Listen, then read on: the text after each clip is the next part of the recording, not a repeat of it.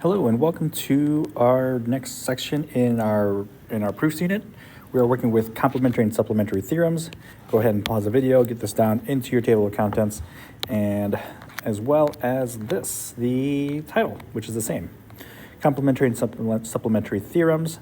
You don't have to put GCRs for this, but yes, it is a nice, very nice, convenient theorem that we use when it comes to multiple angles that are either complementary or supplementary, whether we have overlapping angles or from two different diagrams. You'll see what I mean. It's kind of like the last section where we talked about addition subtraction properties. Pretty much is that, but we use the specific terms complementary and supplementary to describe them. So let's dive right into it. We have a couple different versions of this, whether it's same angle or congruent angles. We have complementary, which we know are two angles whose sum is equal to 90. So this is a quick recall. And supplementary are two angles whose sum is 180 degrees. So that's just a quick refresh. So jumping straight into it, if we have multiple theorems for this. It could be complementary via same angle or congruent angles.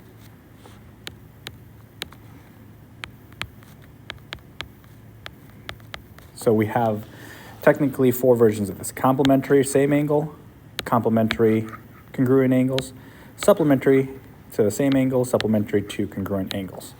Okay, there's no segments here because when we're talking about supplementary, complementary, we're specifically talking about angles. So let's dive into it. First one, given. We have angle 1 congruent to, angle 1 complementary. I'm going to put for short, angle 2. And then here I'm going to put angle 2 is complementary to angle 3. Now this doesn't make much sense without a diagram because all GCRs we require a diagram to do so. So let's draw one. Here's our diagram that we need. And we're going to draw angle here. That's going to be angle 1. And draw another tick. Oops. Probably should be like this. Angle 2. And then the last one is angle 3. So if we know that angle 1 and angle 2 are complementary, we could then say, we could then put a right angle here, right? 1 and 2 are complementary, which means they form a right angle if they are adjacent to each other. The same thing could happen for 2 and 3. Since they are adjacent to each other, we could put a right angle, and I'm going to put this in blue. And we have two different right angles that are kind of occurring in this diagram. So 1 is complementary to 2, and 2 is complementary to 3. What can we ultimately conclude? So here's our conclusion.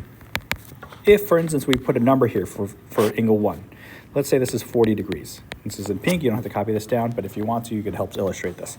Then that means angle 2, by definition of complementary, has to be 50 degrees. But since 2 and 3 are also complementary, these two have to add up to 90 degrees as well. So we have to say angle 3 is also 40 degrees. So no matter what angle 1 is, angle 3 will also have to be equal to. And that leads us to our conclusion. Our conclusion is angle 1 is going to be congruent to angle 3. Okay, it's kind of like a domino effect. We know angle 1 is complementary to angle 2. Together they make 90. We know angle 2 is going to be complementary to angle 3. So that is the tying factor, the link between these two. Okay, and then conclusion would read as follows, reason would be as follows. This is an if then, so we could say if two angles, and this is your first, if two angles are, 1 and 3, those are the two angles we're talking about, so I'm going to highlight that. If two angles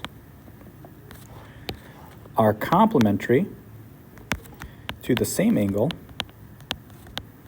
because notice angle 2 is the tying factor, to the same angle, blue,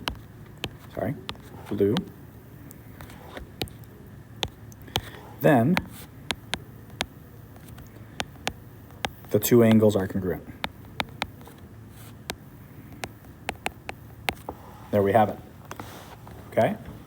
Now, we could also do this for supplementary. So for instance, if we have, let's do one maybe right here, off to the right, given angle A is supplementary, angle A supplementary to angle B, and then angle C is supplementary to angle B as well. And let's draw a diagram below. Okay, let's draw something like this. And we could call this, actually, let's do this. Let's do a different diagram. Actually, we don't even, yeah, well, let's do it. Let's say here's one angle, angle A. Here is angle B. And then here is angle C.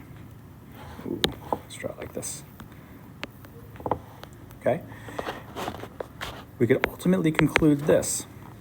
Since A, well, let's do red, is supplementary to B. We also have an angle B here, so I'm going to highlight this in color. And C is supplementary to B. We could then conclude that A and C should be congruent. Okay? If we want to put angles here, we absolutely could. We could say this is 120 degrees, which makes B 60, which makes this 60, which makes C 120 degrees. Right? By definition of supplementary.